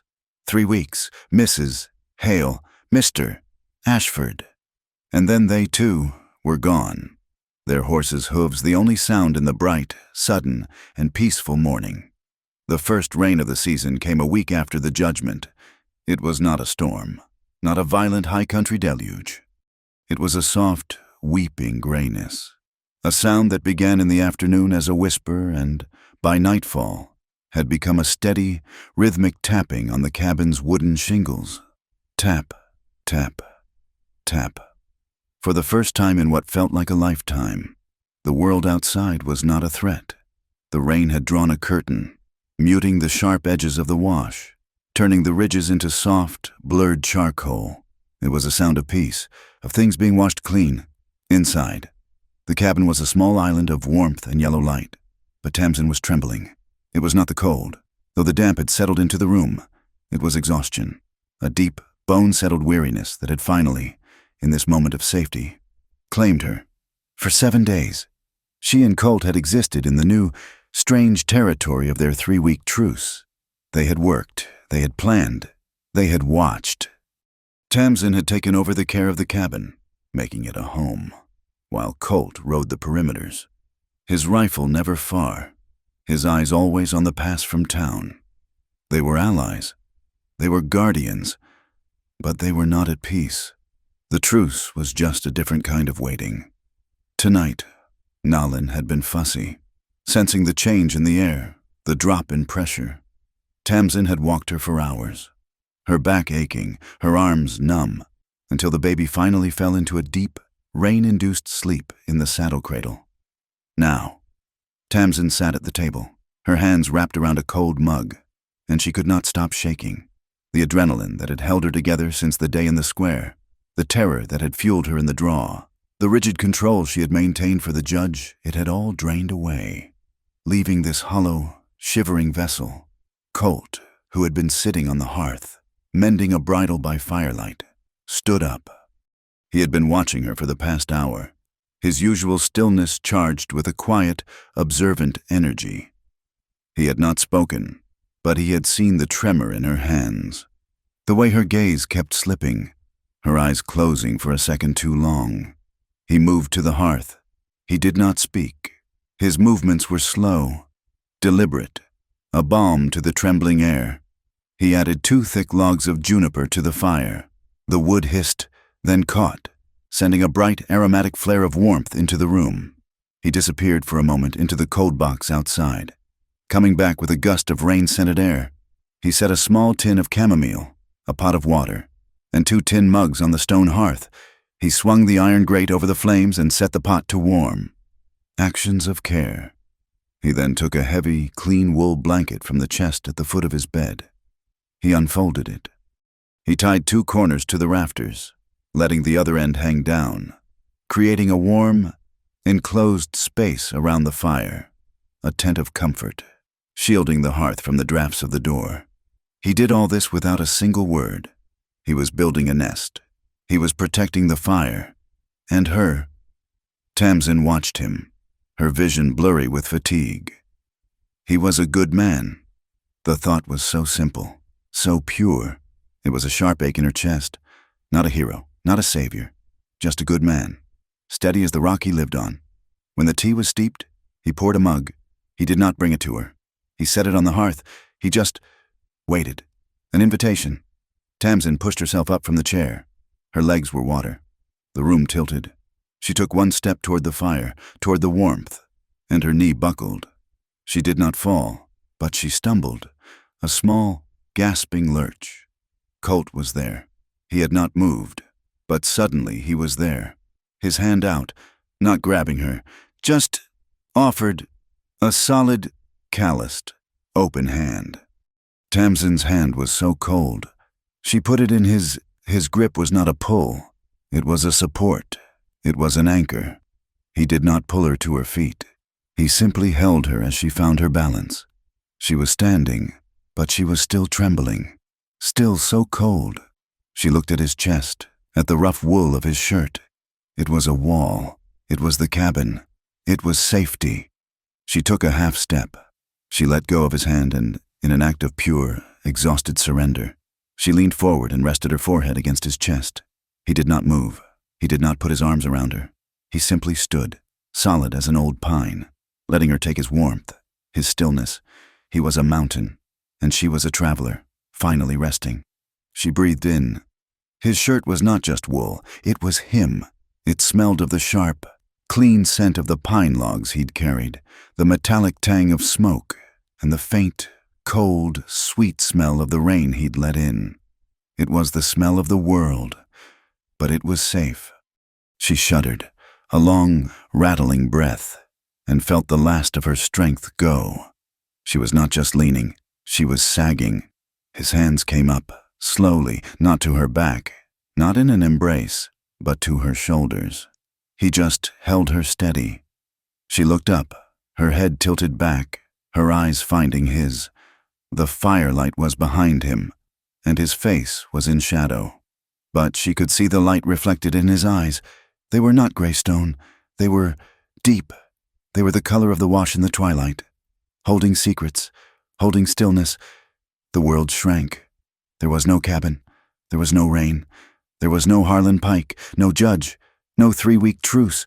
There was only the tapping on the roof, the heat of the fire on her back, the solid wall of his chest, and the 6 inches of air between their faces. She gave a small nod. It was almost not a movement, a slight, downward tilt of her chin, a silent, weary, yes. His voice was a low rumble, barely a breath. Tamsin, are you sure he had asked? In all her life, no one had ever asked. Not her husband, not the town. He had given her a choice. Yes, she whispered. The word was not for him. It was for her. It was the first true thing she had said for herself in a year. He did not crush her to him. He did not take. He lowered his head, slowly, giving her every second to turn away. His lips were not soft. They were chapped, firm, the lips of a man who worked in the wind and sun. They met hers. It was not a spark. It was a hearth. It was slow. It was warm. It was a kiss of shared breath, of silent understanding. It was a question and an answer and a promise, all in one. His hand, the one that had been on her shoulder, moved. It slid from her shoulder, up her neck, his fingers finding the base of her skull. His calloused, rough thumb brushed against the short, shorn hair at her nape. She shivered, but this time, it was not from cold. He was not just holding her. He was holding her shame, the sign of her defiance. And his touch was not one of possession. It was one of reverence. He was honoring the strength it had taken for her to wear that cut, the cut he had given her short hair, which had felt like a brand, suddenly felt like a crown. She pressed into him, her hands coming up to rest on his forearms. She could feel the hard, corded muscle beneath the wool. The kiss deepened, but it did not become hungry. It became true. They were two people who had tasted ash, who had lived on grief, and this was the taste of water, of fresh-baked bread. It was life. The rain on the roof, the tapping, seemed to slow, to match the new, slow, heavy rhythm of her heart. He pulled back, just an inch. Their foreheads rested together. His eyes were closed. His breath was warm on her skin. "You're damp," he whispered, his voice thick. "So are you," she whispered back. The coat. He was right. They were both still wearing their outer coats, damp from his trips outside, from her standing in the doorway. It was a practical thought, but it was more. She stepped back, breaking the contact. The cold air rushed in, making her miss his warmth instantly. He shrugged off his heavy wool ranch coat, tossing it over the chair. Underneath, he wore a simple linen shirt. She fumbled with the buttons of her own worn coat. Her hands were shaking again. He saw. He stepped forward, and his fingers, large and rough, gently brushed hers aside. He undid the buttons for her. 1, 2, 3. His knuckles brushed the thin fabric of her dress. It was the most intimate touch she had ever known. He slipped the coat from her shoulders, letting it fall. Now, there was nothing between them but thin linen and thin calico. The fire was hot. She could feel the heat of him, a living, breathing radiance, pulling her in. He did not kiss her again. He simply rested his hands on her arms, just above the elbows. He drew her closer. He did not pull her. He invited her. She came. She pressed herself against his length. Her head found the hollow of his shoulder. His arms came around her. Finally, a true embrace. One hand flat on her back, the other still cradling her head, his fingers lost in her short hair. She was held. She was completely, entirely, and safely held. They stood there for a long time, not moving, just breathing, her shaky, exhausted breaths, and his deep, steady ones. Slowly, impossibly, her breathing began to slow. Her rhythm matched his. Their heartbeats, thumping through their chests, separated by only cloth, seemed to answer each other, finding a shared, quiet cadence. The rain lessened, the tapping on the roof softening to a gentle drum. Colt moved first. He did not release her, but guided her, turning her, drawing her down. He sat on the floor, on the thick wool blanket he had hung, now draped before the fire, and pulled her down with him. She sat, her side pressed against his, her head on his shoulder.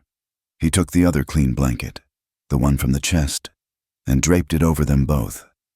They were a picture. Two people, fully clothed, wrapped in a blanket, staring into a fire. But it was the most profound intimacy of Tamsin's life. After a long time, she stirred. She looked up at him. He was looking at her. A small, tentative smile touched her lips. He did not smile back, but his eyes softened. He lifted a hand, tracing the line of her jaw with one rough finger. She closed her eyes, leaning into the touch. He was a man who stayed. He had stayed for his ranch, for his dead brother, for her, for Nayland. He was the cold of the rock and the heat of the fire. She shifted, moving not for passion, but for peace. She lay down on the blanket, her side to the fire. He lay down beside her, facing her. They were two soldiers, resting after a battle. She reached out, her hand finding his. She did not just hold it. She linked her wrist with his, her fingers curling over his pulse point. A grip of equals. A bond.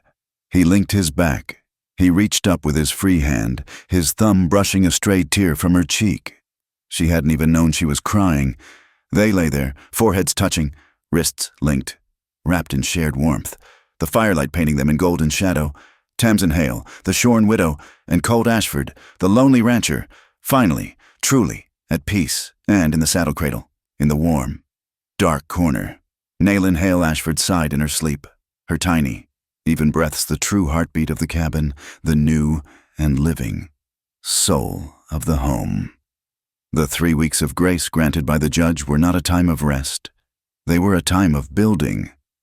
The edict from the judge, backed by Colt's $500 bond, had effectively neutered Harlan Pike. He was still in town, a sour, brooding presence at his store. But the fear he commanded had been broken. The law, in the form of a woman on a mule, had proven stronger than his rage. With the threat lifted, the wash came alive. Tamsin, who had been a seamstress, became a teacher. Colt's old grain shed, a small, sturdy structure with a good roof, was swept clean. Colt planed 3 long planks of pine and set them on cut logs for benches. He painted a wide, flat board with blacking from the stove. And Tamsin, with a piece of chalk from her sewing box, had a blackboard. On the 3rd day, the elder, Nayland's grandmother, arrived. She did not come alone. She brought 5 children, their faces shy, their black eyes missing nothing. They carried nothing. Tamsin met them at the door. Nayland strapped to her chest. They will learn. The elder said, it was an order and a plea. Yes, Tamsin said. They will.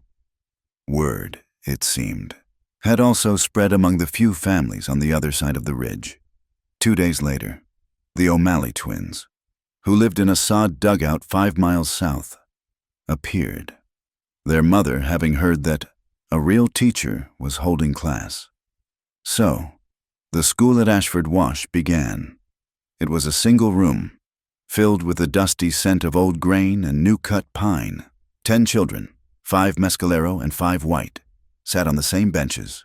They were all ages, from 6 to 12. They learned their letters from a single chart Tamsin drew. They learned their numbers, the mescalero children proving lightning fast at sums, the settler children struggling to keep up. Tamsin ruled it with a quiet, steady hand.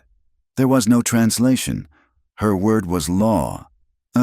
B, C, and the children, in a strange, piping, harmonious chorus, would repeat, B, C, Nalin, now thriving, slept in her saddle cradle in the corner, the sound of the alphabet her new lullaby. While Tamsin built mines, Colt built the land. He was not alone. The 2 men who had come with the elder, young and strong, returned. They did not speak much English, but they understood work. Colt, with his own measured gestures, showed them his plan. The wash was dry, but the well was deep. They dug. They spent 3 days in the mud and rock, digging a long, shallow irrigation ditch, lining it with stones, channeling the precious overflow from the well to a hard, flat patch of earth.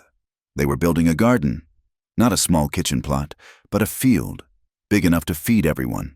They also built pens, stronger pens for the goats, and a new, large corral for the horses, built with post and rail. They did not speak of the night of the full moon, but the message was clear: no horse would be breaking out of this one unless the owner willed it. Finally, they set boundary markers. Not a fence to keep people out, but a line of stones, clear and true, marking the edge of Ashford land and the beginning of the lands the mescalero considered their passage. Colt, with the 2 young men, set the last stone together. They shared a canteen of water, sweat running in rivers down their chests, and they nodded. It was an agreement, written in stone and sweat, more binding than any paper. Tamsin, too, found her own alliance. The elder, whose name she learned was Ishtay, would sit outside the schoolhouse in the afternoon, watching. Tamsin, her hands needing to be busy, had brought her sewing box from the cabin. She was mending one of Nalin's blankets.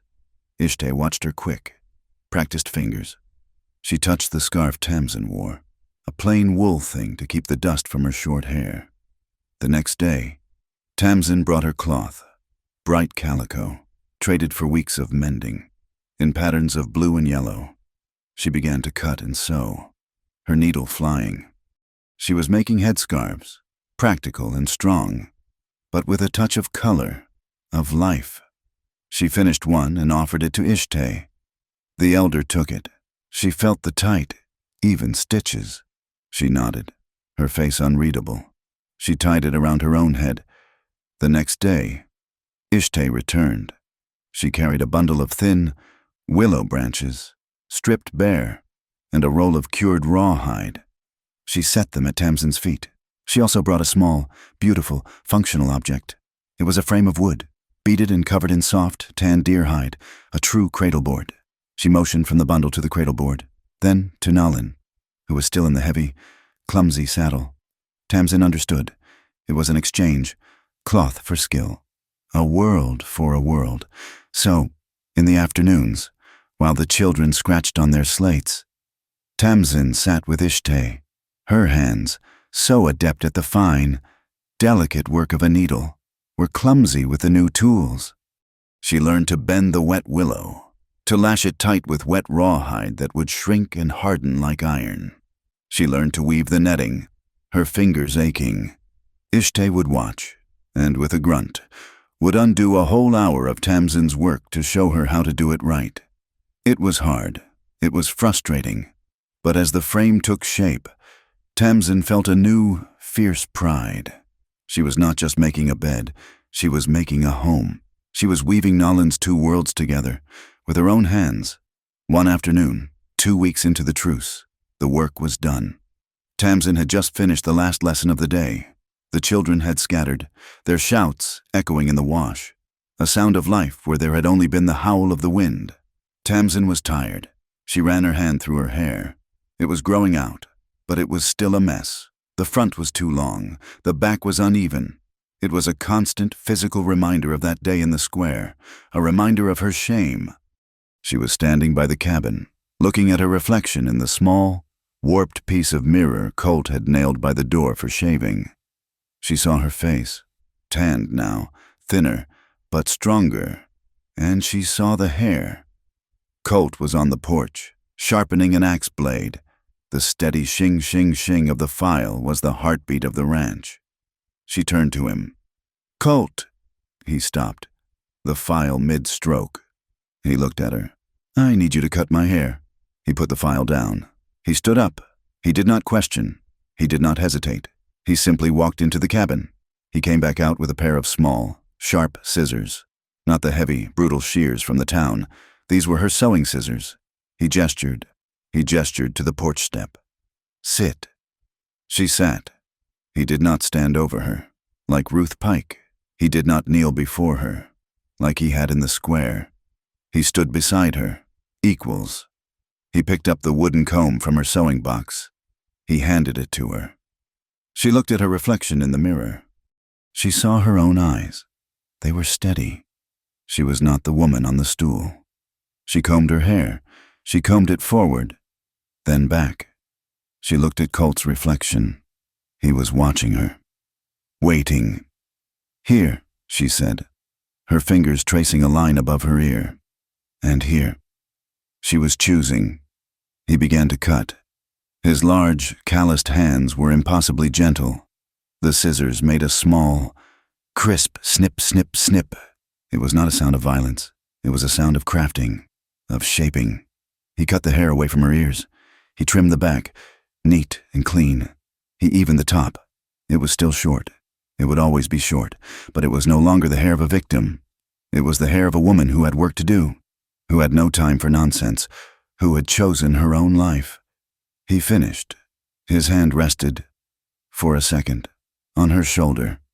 "Thank you," she said, her voice quiet. "Tamsin," he said, his voice a low rumble. He met her eyes in the mirror. No one ever cuts this again. Not unless you ask." It was a vow. He reached into his own shirt pocket. He pulled out a small, carved piece of wood. It was dark, polished juniper. He had carved it into the shape of a new corn sprout, just 2 leaves unfolding. A barrette. He didn't put it in her hair. He placed it in her open palm. A gift. The next day, when the children arrived, Tamsin met them at the door. She had been wearing a scarf. Now, as the children filed in, she unhooked the scarf from her head and hung it on the peg. Her hair was revealed, short, strong, neat. Tucked behind one ear was the juniper corn sprout. The children stopped. They stared. The O'Malley twins looked confused. And then one of the younger Mescalero boys, the shyest one, pointed, and he laughed. It was not a laugh of mockery. It was a laugh of pure delight. He had never seen anything like it. It was new. It was Tamsin. Tamsin smiled. A real, wide, bright smile. "All right, you little heathens," she said, her voice full of a new, light authority. "To your benches.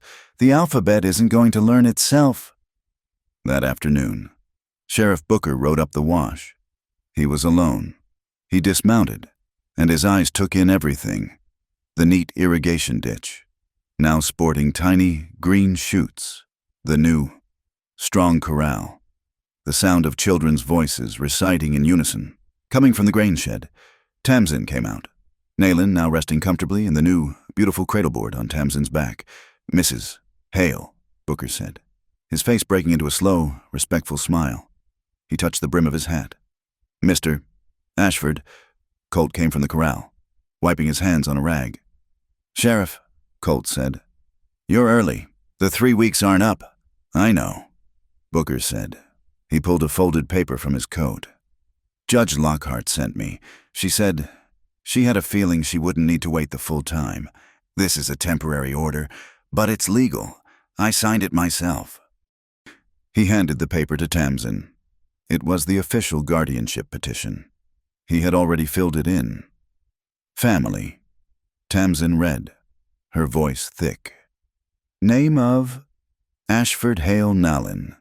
"Seemed to cover all the bases," Booker said, looking a little embarrassed. "The judge will be through in a week. She'll stamp it. It'll be permanent. You just sign here." Tamsin signed, her hand sure and steady. Colt signed beside her. That night, after the sheriff had shared their supper, Colt took his knife. He stood on a chair, and on the main crossbeam of the cabin, the beam that held the roof up, he began to carve. Tamsin watched him, Nayland asleep in her arms. He was carving words, deep and permanent, into the heart of the house. Nayland, chosen and loved. They celebrated with a simple, thick stew of beans and salt pork. Booker, it turned out, carried a banjo in his saddle roll. He sat on the porch, his back to the post, and began to play. A slow, thrumming, bluesy tune from a life before the war. From the rocks above, a new sound. A high, clear, haunting melody. One of the young mescalero men who had been watching was playing a wooden flute. Booker smiled. He didn't stop. He listened. He found the key, and he shifted his chords. The banjo, low and rhythmic, and the flute, high and wild, found each other. They did not fight. They wove the music, a new song, a song of banjo and flute, of law and wilderness, of survival and hope, filled the entire wash, echoing warm and clear under the bright, peaceful stars, the peace of the banjo and the flute, the taste of the bean stew, the signature on the paper. It was a new, warm world. It lasted 4 hours. It was just after midnight. Sheriff Booker was asleep in his bedroll by the door, a position of habit. Tamsin and Colt were in their own separate bunks. The cabin settled into a deep, trusting quiet. Nayland was asleep, the house breathing with her. The first warning was not a sound. It was a smell, a sharp, acrid tang that cut through the sweet, pine-scented night, the smell of oil. And then, the dogs. It was not the low, chopping bark of strangers. It was a high-pitched, frantic, terrified screaming. A yelp, cut short. Colt was on his feet before his eyes were open. He was moving, grabbing his rifle, and he was at the door in a single, fluid motion. He didn't open it. He put his hand on the wood, felt for heat. "Fire!" he said. The word was a flat, cold stone. At the same time, Sheriff Booker rolled out of his blanket, his revolver in his hand, his eyes already clear. "Tamsin," Colt ordered, "get the baby. Get the papers. Now!" Tamsin was already at the saddle cradle, her hands securing the straps, her heart a cold, hammering drum in her ears. She grabbed the leather-bound document, the guardianship paper, and shoved it inside her dress, against her skin. Colt peered through the small window. His face was lit by a dancing, terrible orange. "He's not at the cabin," he said, his voice tight. "He's at the school, the grain shed." He unbarred the door. The roar of the fire was a physical blow, a hot, angry breath. The grain shed, not 50 yards away, was a torch. Blue and orange flames, fed by the kerosene Harlan's men had splashed on the dry pine, were already licking the roof. "Harlan!" Colt roared, not in fear, but in a summons. "Stay back! Ashford!" A voice, not Harlan's, shouted from the darkness near the woodpile. "This ain't your business no more." 2 men, Tamsin saw them now, dark shapes against the inferno. "Tamsin, to the rocks!" Colt yelled. "Booker, the buckets!" "Go!" Booker yelled at Tamsin, already running with Colt to the water trough. Tamsin ran. She clutched the cradle board. Nayland's cry now a thin wail against her back, and scrambled toward the dark safety of the cottonwoods by the wash. She would not hide. She was a witness. Colt and Booker heaved the first buckets. It was useless. The water turned to steam 6 feet from the blaze. The school, Tamsin's school, was already gone. "Now, Colt," Booker yelled.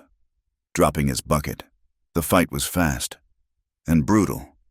The two men, hired for gold, were not expecting a fight with a rancher and a seasoned sheriff. Booker, moving with the practiced economy of a soldier, met the first man's rush. He sidestepped, brought his revolver down not to fire, but as a club, and struck the man across the collarbone. The man went down, gasping. Colt was not so lucky. His opponent was bigger, a heavy, bear-like man who had been waiting for him.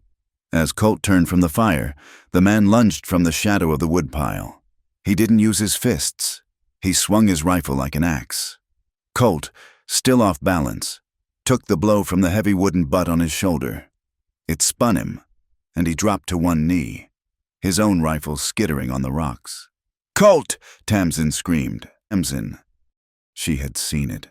She had seen him fall. The big man grinned, his teeth yellow in the firelight.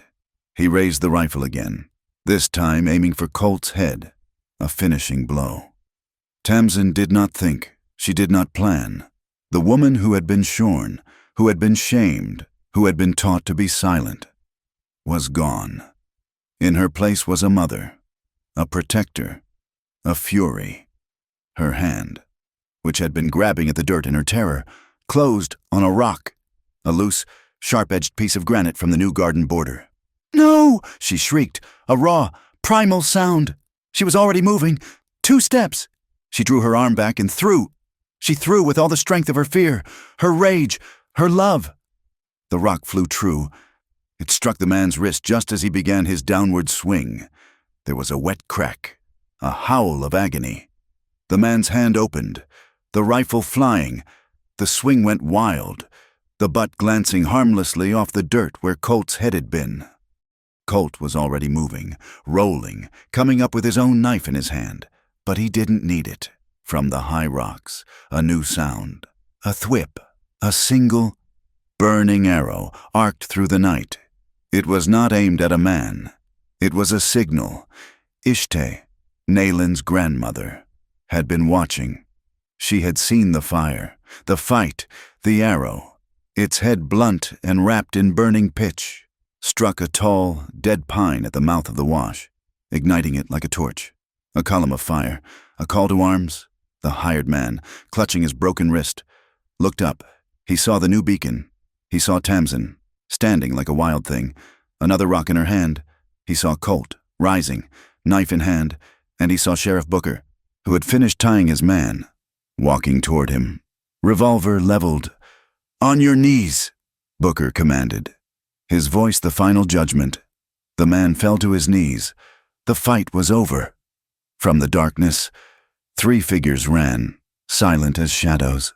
The 2 young Mescalero men, and Ishte herself. They had come, ready for a war. They stopped, taking in the scene the 2 bound men, the smoking ruin of the school, and the family Colt. Tamsin, Nalin standing together, alive. Booker was searching the men. He pulled a small, folded paper from the pocket of the man with the broken wrist. He unfolded it, the light of the burning pine illuminating the neat, mercantile script. Booker read it, his face hardening into a mask of cold fury. He looked at Tamsin, then at Colt. "Harlan Pike," the sheriff said, his voice like gravel. $50 in gold. Burn it all, it says. Make it look like Apache. The next morning, the sun rose on a scene of devastation. The grain shed was a square of blackened, smoking ash. The children's benches were gone. The blackboard was cinders. But by 10 o'clock, Judge Eunice Lockhart was back. She had not been a week away. She had been 2 days, in the next town over, when Booker's deputy, riding hard, had found her. She was not in a good mood. Her court was the town square, the same square where Tamsin had been shamed. But this time, the crowd was different. They were not here for a spectacle. They were afraid. They were here for judgment. Harlan Pike stood between his 2 hired men. He was not bound, but Sheriff Booker stood an inch from his right shoulder. Judge Lockhart stood on the steps of the mercantile, Harlan's own store. She held his letter in her hand. "Harlan Pike," she said, her voice carrying over the silent, terrified crowd. "You are charged with conspiracy, with arson, with attempted murder. Your hirelings have confessed. This is your letter." She read it, aloud, every word. $50 gold. Make it look like Apache. A gasp went through the crowd. This was not a moral crusade. This was a lie, a plot, a betrayal that could have started a war. Ruth Pike, standing at the edge of the crowd, let out a low, animal wail. She pushed through, falling on her knees at the judge's feet. "Mercy, Your Honor." "Mercy, he's my brother. He was mad with grief for the town's soul." "The town's soul, Mrs. Pike," the judge said, her voice like ice. "It's not worth $50 in gold. Get up. Your grief is not a legal defense." She looked out. Tamsin Hale, Colt Ashford. Tamsin and Colt, with Ishtay and the two Mescalero men standing behind them, walked to the front. Tamsin was wearing Nalin in the new cradleboard, the one she had made, a work of art and love. "Mrs. Hale," the judge said, her voice softening for a fraction. "He has, by his own hand, violated a legal order. He has destroyed your property. He has attempted to take the life of Mr. Ashford. The law demands he be sent to the territorial prison. It is likely he will hang."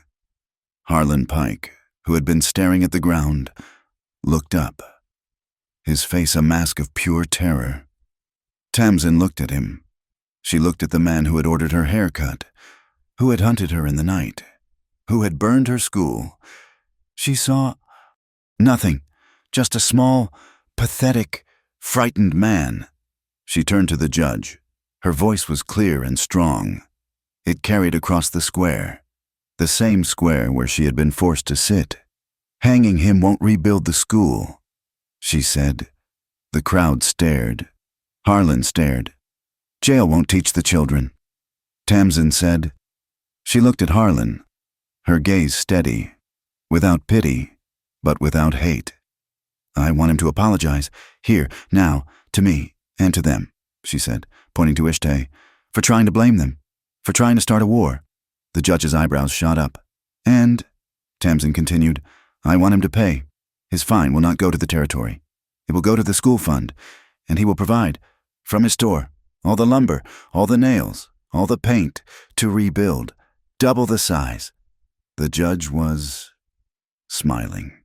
A small, cold, sharp smile. "A sentence of labor and restitution. I like it, but it lacks poetry."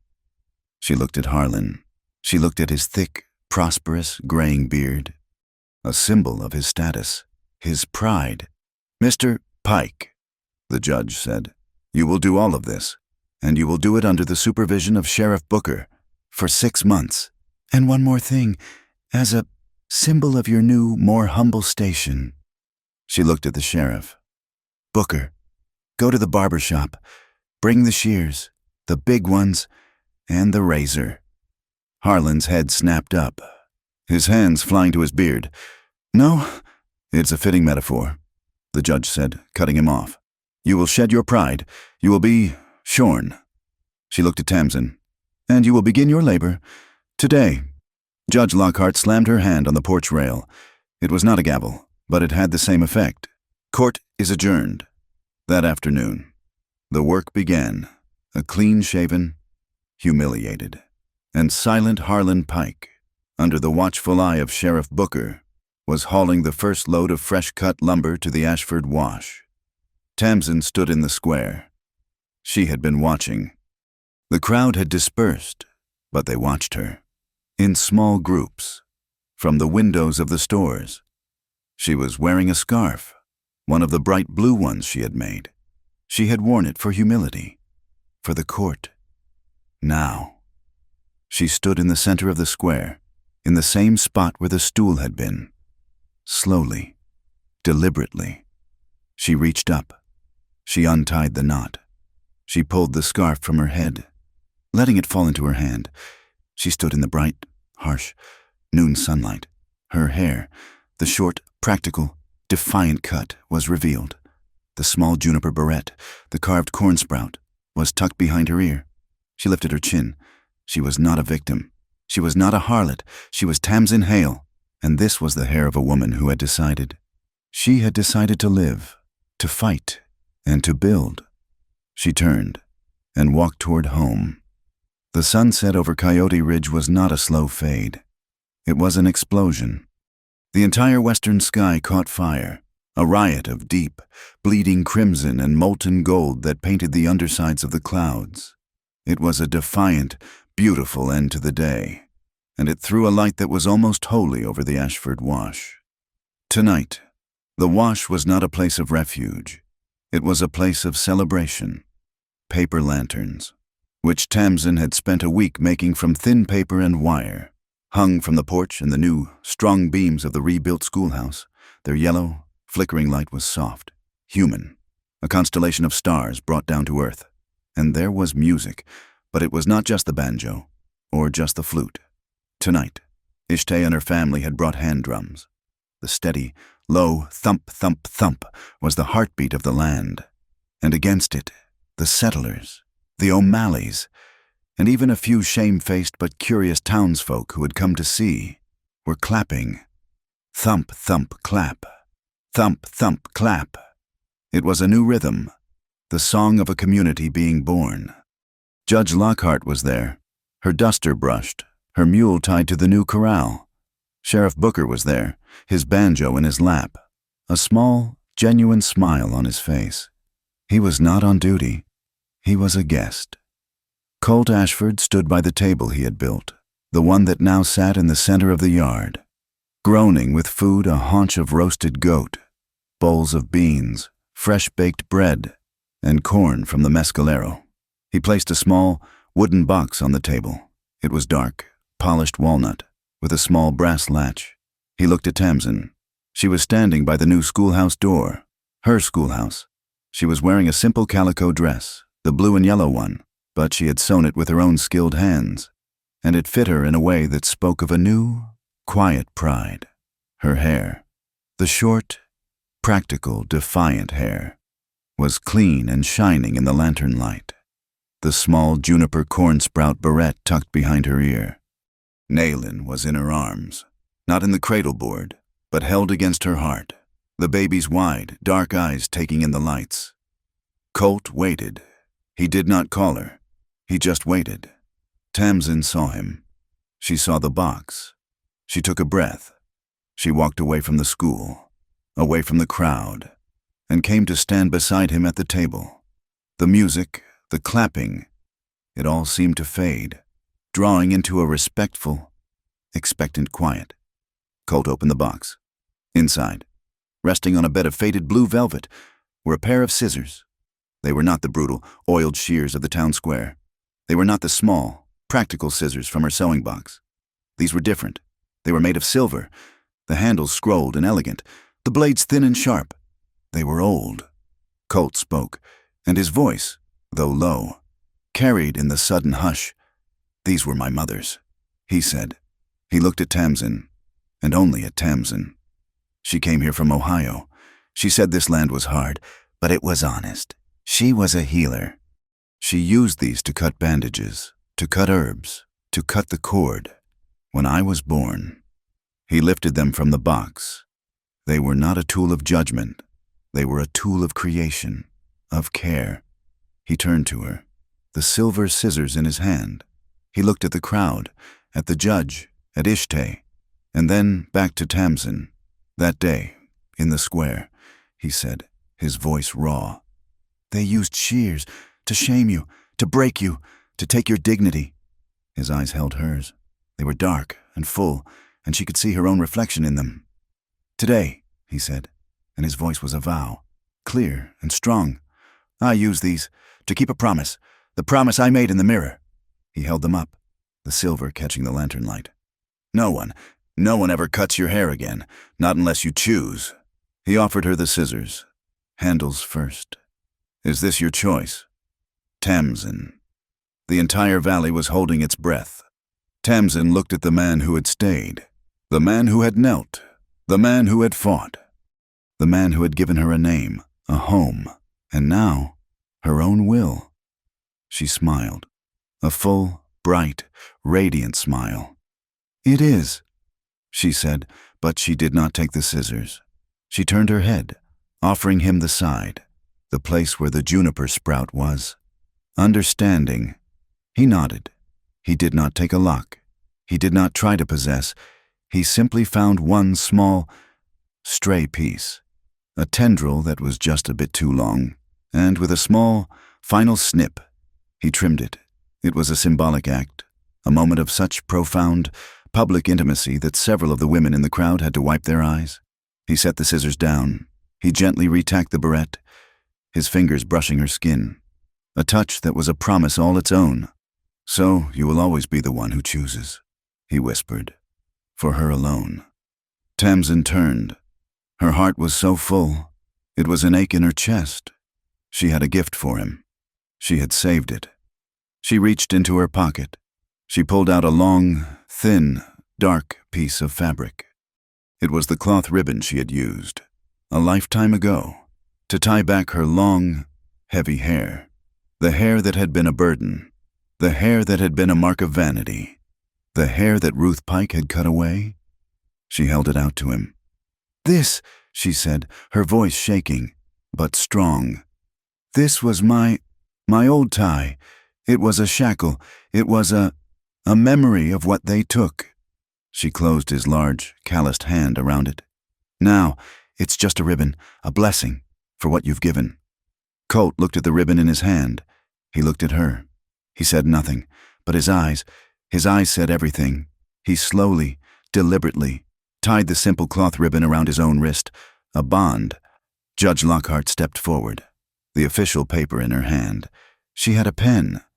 "This," she said, her voice formal but warm, "is a celebration, but let us make it a legal one." She laid the paper on the table, on top of the open, empty box. "I have signed.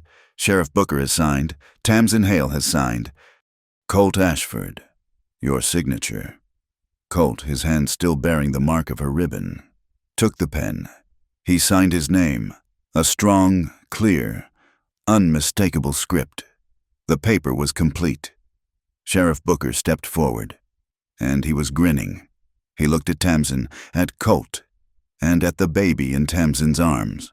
"Well," he boomed, his voice full of joy, "by the authority of the law of the New Mexico Territory, and with the blessing of God and this community, it is my great, great pleasure to introduce this child." He held up his hand for silence. "Her full, legal, and permanent name is Nolin Hale Ashford." A sound, a great whoosh of breath, went through the crowd. And then, a roar.